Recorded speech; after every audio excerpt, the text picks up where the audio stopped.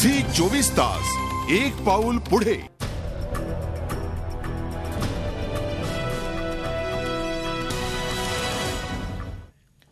मुंबईला वाली कोण विचारा रोखोकमध्ये याविषयी आपण चर्चा करतो आहोत। संपाचं हत्यार वारंवार का उपस्थित जात आहे आणि मुंबईकरांना का वेठीला धरलं जात आहे याविषयी आपण चर्चा करतो आहोत। आपल्याला नामदेव यांचा फोन आलेला आहे साकी नाक्याहून। नामदेव, स्वागत तुमच्या कार्यक्रमामध्ये विचारा रोखोक। नमस्कार साहेब। नमस्ते। तर माझा प्रश्न असा आहे। बोला नामदेव, बोला, सलग तुमचा प्रश्न विचारा। हा साहेब, माझा प्रश्न असा आहे, संप कोणासाठी करता, स्वतःसाठी की कामगारांसाठी, आणि कुठल्या मागण्या मान्य आजपर्यंत झाल्यात बेस्टच्या? हॅलो, बिलकुल, कुठल्या मागण्या मान्य झाल्यात असा तुमचा सवाल आहे। हा, आणि लेखी आश्वासन कुठलं दिलंय पवार साहेबांनी बेस्ट संदर्भात? बिलकुल, धन्यवाद आमच्याशी बोललात त्याबद्दल। बोरिवलीहून शामराव मोकाशी आपल्या सोबत आहेत। पुढचा फोन। शामराव, स्वागत तुमचं विचारा रोखोक। धन्यवाद। मी राजाराम बापू पाटील रिक्षा संघटना अध्यक्ष शामराव मोकाशी बोलतोय। बोला। आज जे शामराव, सलग तुमचा प्रश्न विचारा। तुमच्या टीव्हीचा आवाज पूर्ण बंद करा। सलग प्रश्न विचारा, महाराष्ट्र ऐकतोय। आज जी आपली इथं जी झी टीव्हीच्या माध्यमातून चर्चा चाललेली आहे ती हाकीम समितीच्या सूत्रानुसार भाडे वाढ होईल का नाही, तर याचं सरळ साधं सोपं उत्तर आहे की 2-4 वर्ष महाराष्ट्रात भाडेवाढ रिक्षाची ही होणार नाही। हे जे सूत्र जे आहे हे एक रिक्षा चालकांना न्याय देणारं हे सूत्र आहे की महाराष्ट्रात 4 इंधनावरती रिक्षा चालतात, डिझेल, पेट्रोल, सीएनजी आणि एलपीजी। परंतु कुठल्या इंधनावरती भाडं कसं द्यायचं, शिवाय रिक्षाचं अंतर हे कसं ठरवायचं हे अजून शासनानं निश्चितच केलेलं नाही। शिवाय हाकीम समितीनं 100 मीटर भाडे आकारणी हा निर्णय घेतल्यामुळं शासनानं टप्पा ही पद्धत महाराष्ट्र राज्यातून काढून टाकलेली आहे आणि 100 मीटरवरती भाडे आकारणी होणार आहे। बिलकुल, म्हणजे शामराव, तुम्ही जसं म्हणताय त्याप्रमाणे पुढचे 2-4 वर्ष भाडेवाढ शक्य नाही असं ते म्हणतायत।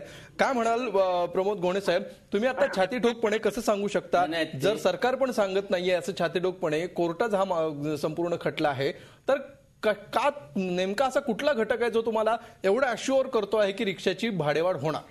रिक्षाची भाडेवाढ या आधारावर होणार, हाकीम कमिटीच्या नियमानुसार राज्य शासनाने मंजूर केल्याप्रमाणे दरवर्षी महागाई भत्त्याच्या आधारावरती भाडेवाढ होणार। हा निर्णय GR त्याचा निघालेला, पण त्याला संप करण्याची गरज लागणार? गरज अजिबात लागणार नाही। मग आता कशाची गरज लागली? हे गरज याच्यासाठी लागली की जी 1 मेला व्हायला पाहिजे होती ती न केल्यामुळे सरकारला जाग करण्यासाठी आम्ही केलेला। म्हणजे आता सरकार झोपणार नाही? अजिबात झोपणार नाही, कारण तुम्हाला मुद्दाम सांगतो, आज गेले अनेक वर्ष या परिवहनचे खातं पृथ्वीराज चव्हाण साहेबांकडे आहे आणि आता 4 दिवसापूर्वी सचिन अहिर साहेब परिवहन मंत्री झाले। ठीक आहे, म्हणजे तुम्ही आता चुकीची बातमी आहे। हे अजूनही मुख्यमंत्री हे परिवहन मंत्री आहेत। मी काय बोलतो, आमच्या राज्यमंत्री झाले, राज्यमंत्री झालेले म्हणजे तुम्हाला ठीक आहे, तुमची भाडेवाढ रिक्षाची हो अगर न हो, तुम्ही आज इथे खात्रीशीरपणे सांगू शकता की पुढचा किमान 1 ते 2 वर्ष रिक्षा भाडेवाढ या मुद्द्यावरनं महाराष्ट्रामध्ये कुठलाही संप होणार नाही? कुठेही संप होणार नाही। 100% नाही, 101% सांगतो। उद्या जरी राज्य सरकारने याच्याबद्दल टाळाटाळ केली तरी तुम्ही संप करणार नाही? नाही, असं नाहीये, लक्षात घ्या।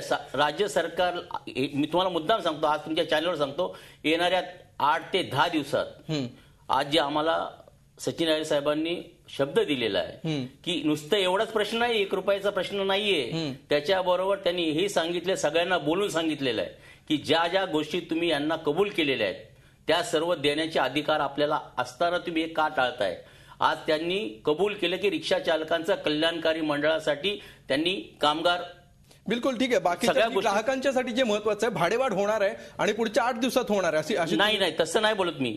भाडेवाढीचा प्रश्न जे टाळाटाळ आज होत होती की याच्या आधारावर की कोर्टामध्ये केस आहे, तुम्ही आता सांगू शकत नाही कधी होईल, पण होईल असं 100% होणार। त्या 1 मेच्या नियमाप्रमाणे महागाई भत्त्याच्या आधारावर दरवर्षी होणारी भाडेवाढ रिक्षा चालकांना 100% मिळणार। नाही झाली तर तुम्ही किती काळ अजून वाट बघू शकता पुढच्या संपाच्या आधी? ते जेव्हा मंत्री बसतील समोर चर्चा होईल आणि 10 दिवसाच्या आत रिझल्ट येईल आपल्याला तुमच्या समोर मी सांगेन. ठीक आहे, 10 दिवसाच्या आत रिझल्ट येईल असं ते म्हणतात. काय म्हणायचं शिरीष देशपांडे, अभिनंदन करायला पाहिजे तुम्ही घोणेंचं? अभिनंदन करणार नाही आपण. अभिनंदन कशाबद्दल करायचं? प्रश्न असा आहे पैसे आम्हाला मिळणार नाही, पैसे आम्हाला मिळणार दाखवणारच. प्रश्न असा आहे की जी गोष्ट आज कोणाच्याही हातात नाहीये त्याच्याबद्दल कशाला बोलायचं? जेव्हा होईल तेव्हा बघूया ना आपण. त्यांना जर का दरवाढ मिळाली, तुमच्या माहितीनुसार आणि तुमच्या अभ्यासानुसार आज राज्य शासनानं किंवा कुठल्याही मंत्र्यांनी जरी मनात आणलं आणि ठरवलं तरी अशी भाडेवाढ होऊ शकत नाही. नाही, होऊ शकत नाही असं नाही. भाडेवाढ हे बघा, इट्स अ पिरियड, कोर्टात मॅटर असल्यामुळे कोर्टात मॅटर आहे आणि कोर्टात ऍडव्होकेट जनरलनी जे आश्वासन दिलेलं आहे त्या आधारावर काय होणार. त्यामुळे नवीन जे मंत्री यांनी जो चार्ज घेतलेला आहे त्यांनी आधी सगळी माहिती अवगत करून घेणं आवश्यक होतं, हे अपेक्षित होतं. त्यांनी माहिती घेतली, त्यांना बोलवलं, त्यांना मिळत असेल तर काय तर आनंद आहे.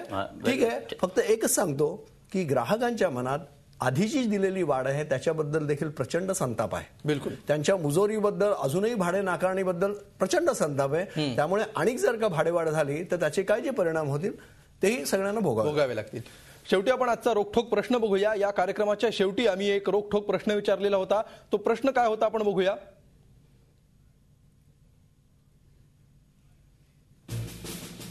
आजचा प्रश्न होता, भविष्यात मुंबईकरांची ससे होलपट थांबेल का? आणि बघा, जवळपास 85% लोकांना अजिबात असं वाटत नाहीये की मुंबईकरांची ससे होलपट थांबेल, तर केवळ 15% लोक याविषयी आशावादी आहेत. ससे होलपट थांबेल अशी आशा त्यांना वाटते. शेवटी टॅक्सी असो, बस असो किंवा रिक्षा असो, रिक्षा जरी या संपूर्ण संपाचा आणि सध्याच्या चर्चेचा केंद्रबिंदू असली तरी सुद्धा एक गोष्ट लक्षात ठेवायलाच हवी की रिक्षाचं पुढचं एक चाक जरी तुमचं असलं तरी मागची 2 चाकं ही ग्राहकांची आहेत आणि मागच्या 2 चाकांवर ग्राहकांचा किती भार आहे त्याच्यावर हा संपूर्ण व्यवहार चाललेला आहे. त्यामुळे पुढच्या भागानेही ब्लॅकमेल करण्याची गरज नाही, मागच्या भागानेही ताणून धरण्याची गरज नाही. रिक्षा चालली पाहिजे हे महत्वाचं आणि हा संपूर्ण गाडा हाकण्याचं काम जे सरकार करतंय त्यांनी हा बॅलन्स साधायचा आहे. सरकार कसा हा बॅलन्स साधतं हे बघणं भविष्यात महत्वाचं ठरणार आहे. सध्या दोघांनाही खात्री आहे ग्राहकांवर अन्याय होणार नाही, कोर्ट अन्याय करणार नाही. तर दुसरीकडे मंत्र्यांच्या आश्वासनावर संघटना ठाम आहेत, मंत्री दरवाढ करतील, 10 दिवसामध्ये काहीतरी निकाल येईल असं ते म्हणतात. झी 24 तास सातत्याने या बातमीचा पाठपुरावा करत राहील आणि 10 दिवसात जर ही दरवाढ तुमच्यापर्यंत पुन्हा येऊ.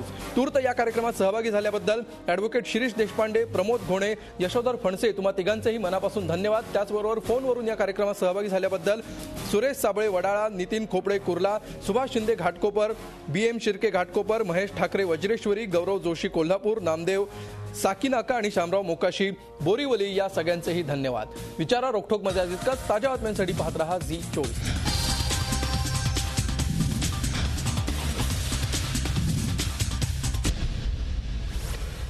झी 24 तास, एक पाऊल पुढे.